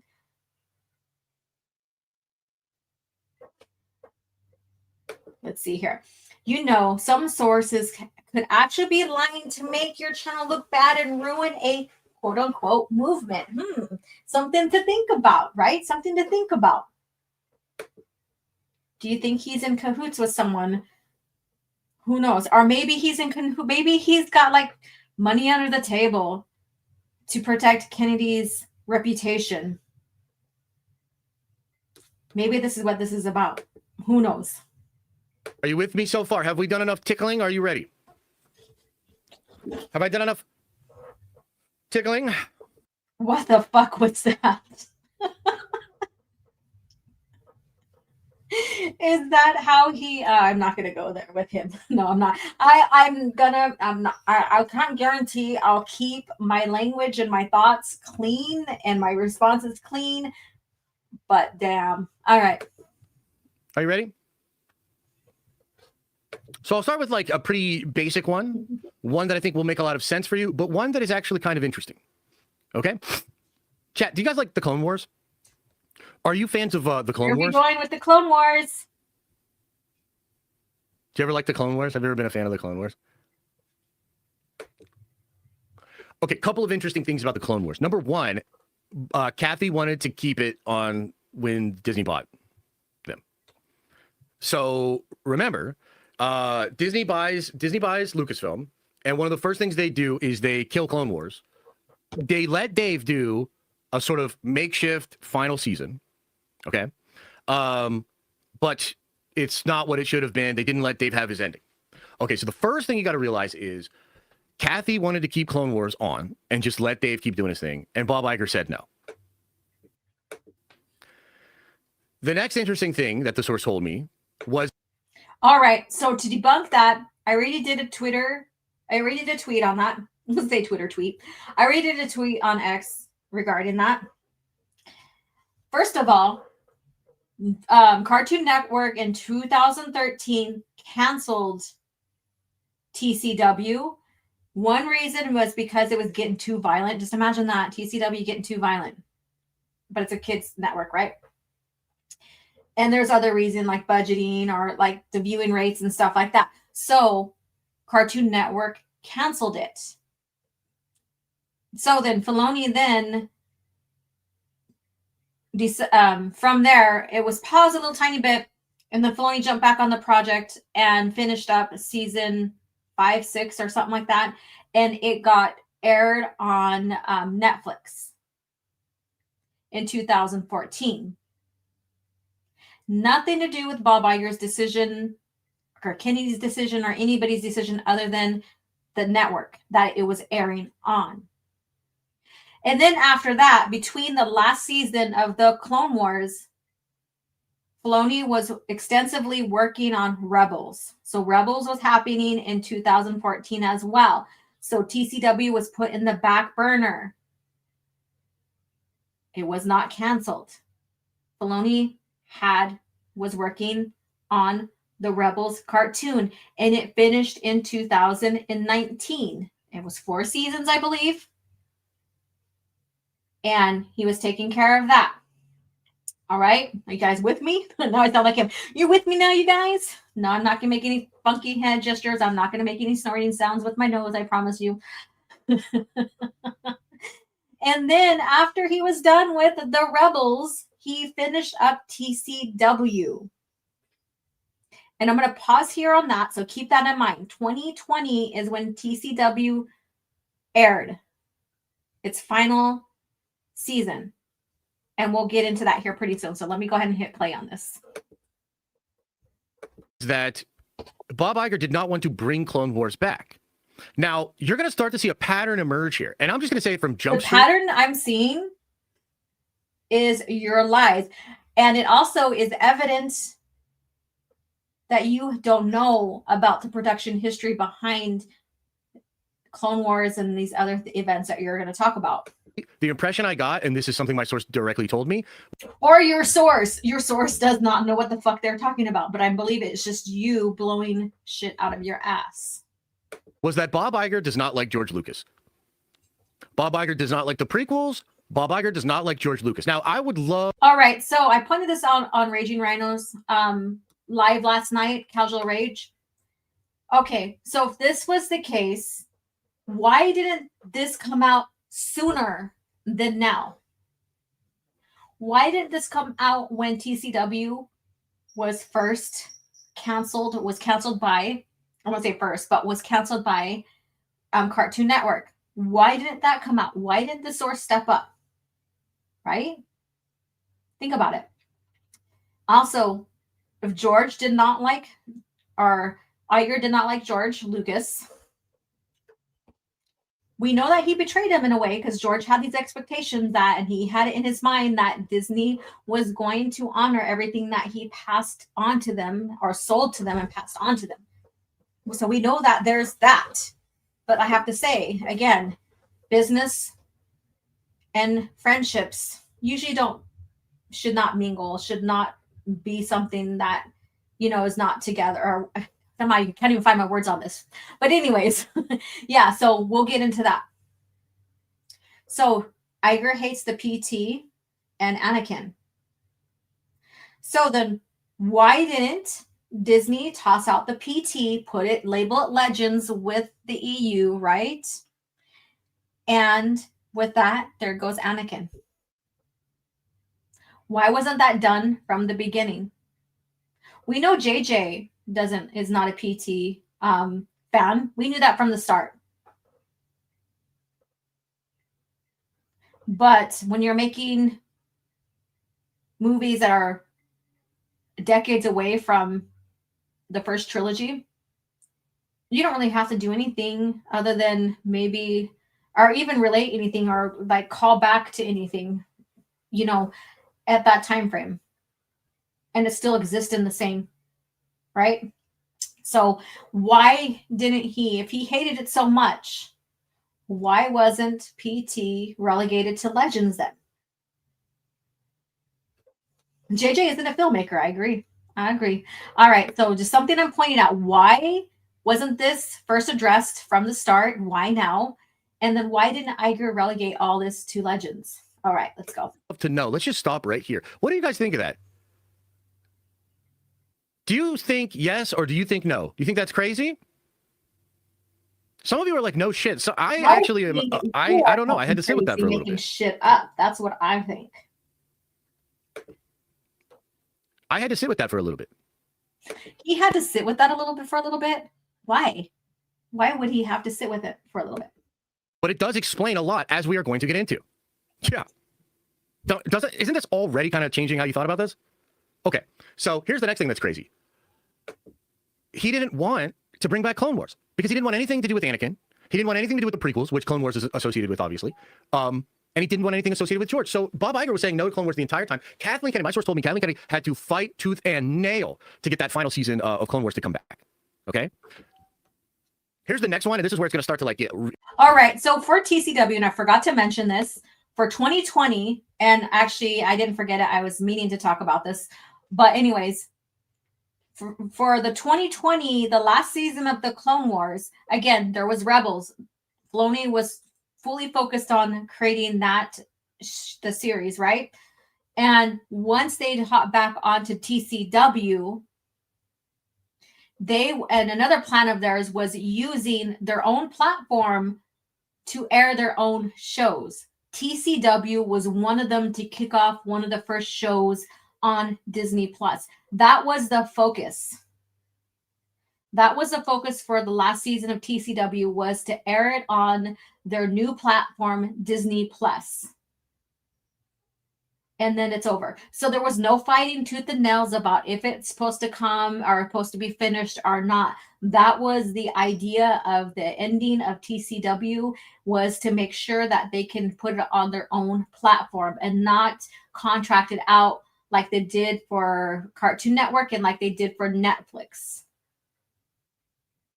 And there's a thing that they had with Netflix. There's this, like this business thing going on where you're the competitor stuff, right? There's the competitor stuff. So why would you want to put something out there on another platform when you're developing your own? And then why not, since TCW seems to be beloved by a lot of fans, why not that be the show to kick off your platform, right? So that's just something I wanted to point out there that has been talked about for a long time. Like we're gonna this Bob Iger dude really fucked up, because now this shit's about to get out there and people are gonna be like, what? So here's the next thing that's crazy. Dave, in that final season of Clone Wars, Dave wanted to do Son of Dathomir. All right. So we're gonna get into this. I'm gonna point out something very crucial as well. So let's listen to this first. Now, you get a little bit of that energy because obviously Maul is on the Mandalorian John, and they have the big battle at the end and all that sort of stuff. But Dave wanted to do that Mother Talzin shit, that shit with Dooku and maybe Grievous, and the Dark Horse comic book run of Sons of Dathomir. Kathy wanted... That's why they tanked the promotional stuff for Solo. So Dave wanted to do Son of Dathomir. There was going to be 16 episodes of Clone Wars Return season. Bob Iger said, hell no, I never even wanted this. You got 12 episodes. So the Son of Dathomir was relegated to the comics. He points this out. So he's blaming Iger. There is no proof to that Iger did that. It was Iger's decision.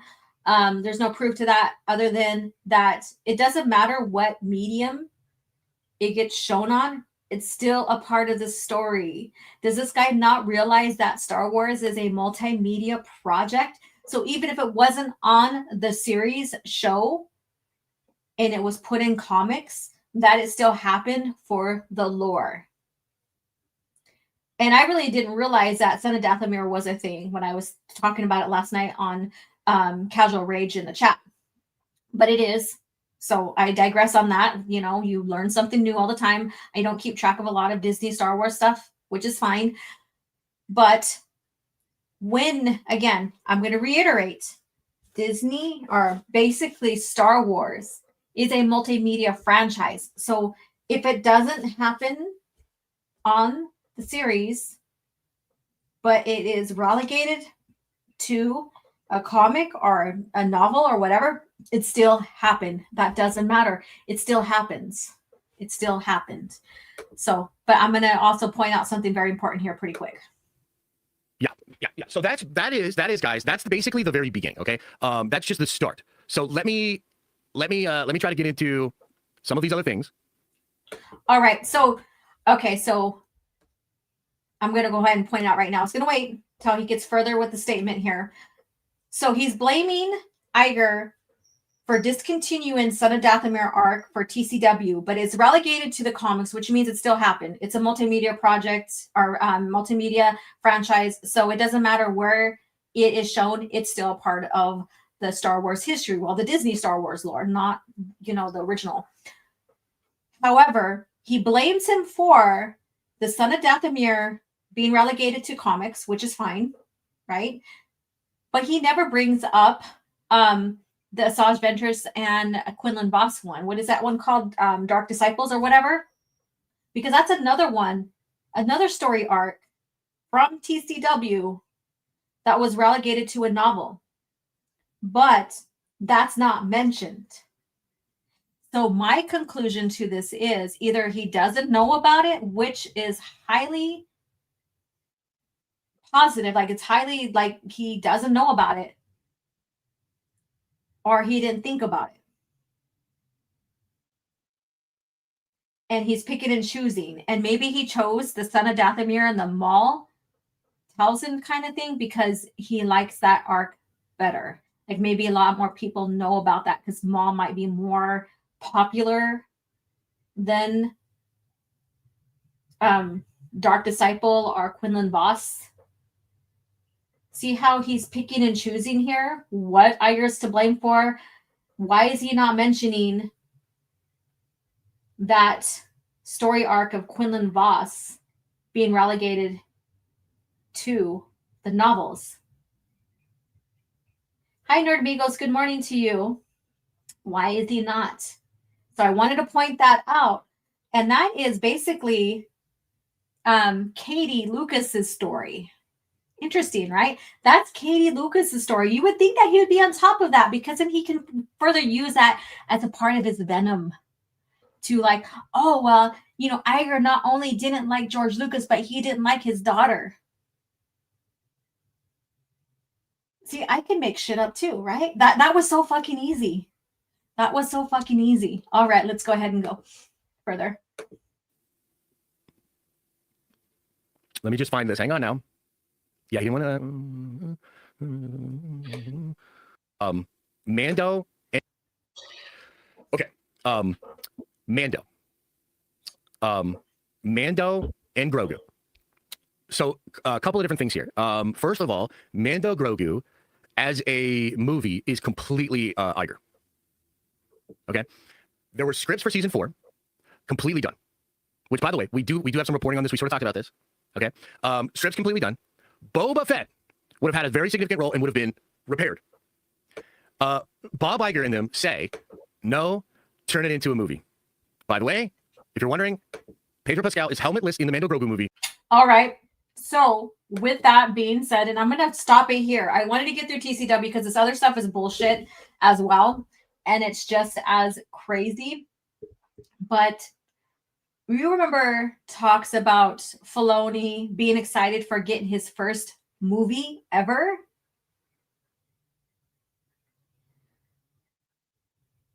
And you guys probably might remember myself or maybe others like in the Gatekeepers Alliance or what have you, talking about how Filoni got training and got guidance from Rian Johnson on filmmaking, that he was on set with The Last Jedi, right?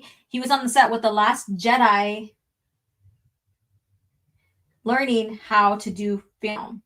This is Filoni's film opportunity. So I am more confident that Disney Lucasfilm gave this opportunity to Filoni to turn that one season, the last season, maybe this last season of Mandalorian or whatever, into a movie, and he took it.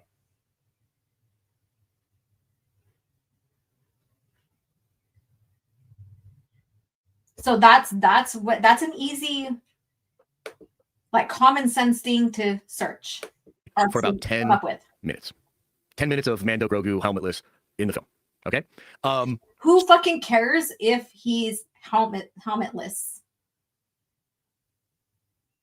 So I want you to sit with that for a little bit here and really like think about this, because remember, Star Wars Celebration comes out and Lucasfilm themselves makes the announcements of the Filoni movie, the Mangold movie, the Charmin Obed-Chinoy movie. Those were the big movies. I don't think there was anything else announced at the time. Okay.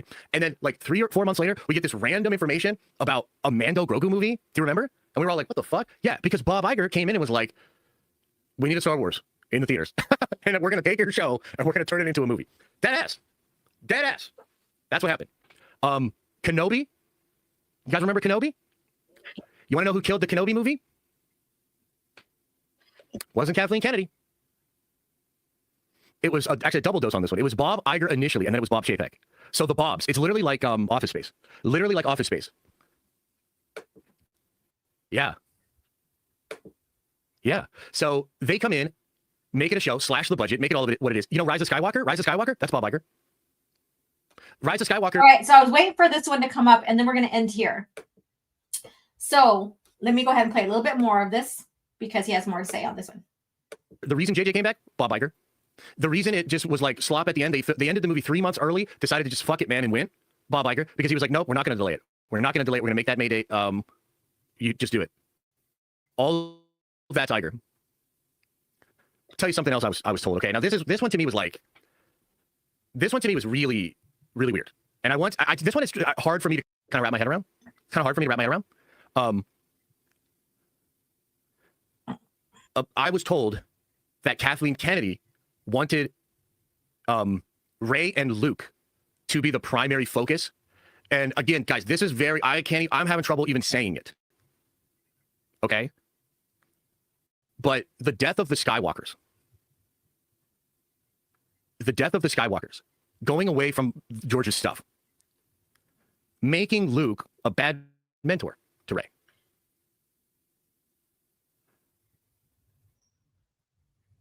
It wasn't Kathy.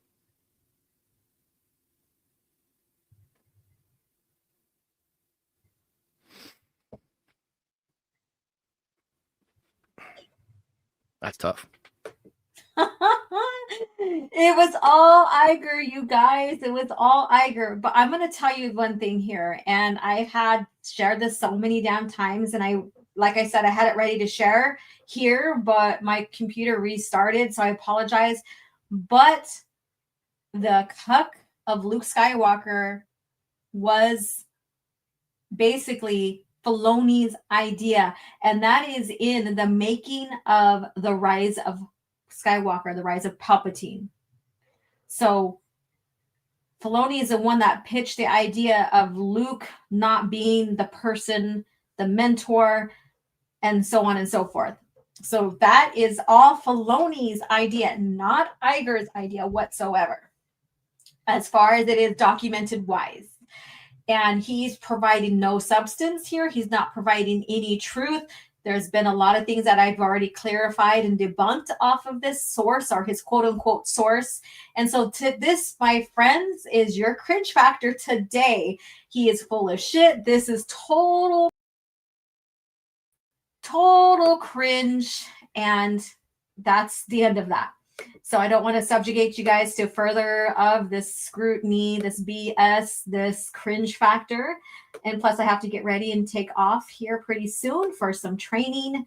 Yeah. So what do you guys think? Diddley Squat said, yes, Filoni was all on board on focusing on a female lead and destroy Luke, who is symbol of the patriarchy. Correct. Joshy, don't attack Caddy. Guys, she's innocent. Correct. So there you go. Grifting ain't easy, baby. You got that right. Let's see here. And I'm going to close out here, let you guys go. But yes, it was Kennedy who greenlit the sequel trilogy as VP of Lucasfilm. She's not vice president. She's the president. And I see you, Matthew Godot. I didn't realize that was you because it has an at the beginning of it. Under George before the sale. Oh, I see what you're saying. She was VP. Yeah, so she was in training by George Lucas a year before the buyout and stuff like that. Yeah. The Art of Force Awakens, it's in there. Correct. The Art of Force Awakens was the Art of Force Awakens. So did I get that wrong? I know it was from one of them, the first or second. But anyways, yeah. Yeah, so there you go. There's your cringe factor, ladies and gentlemen. And thank you so much. And those channel members, the Sunday, 6 p.m., we are continuing on with the book club. So be there. I will have the link out and ready for you guys. I promise I won't get distracted with helping around with baby and stuff like that. I apologize for that. And I shall talk to you guys later. Alan, tonight, I think the spacing is going to be on. So stay tuned for that. Look out for the link and go get yourself ready to go this evening. I think it starts like after 7:30 my time, Pacific Standard Time. So be there or be square. And thank you again to the mods for modding. You guys are friggin' amazing. And next week we are moving on in the New Jedi Order timeline. So look forward to that. And with all, we are done here with that cringe factor. And I will talk to you guys later. Have a good day or night wherever you are in the world. I will talk to you later.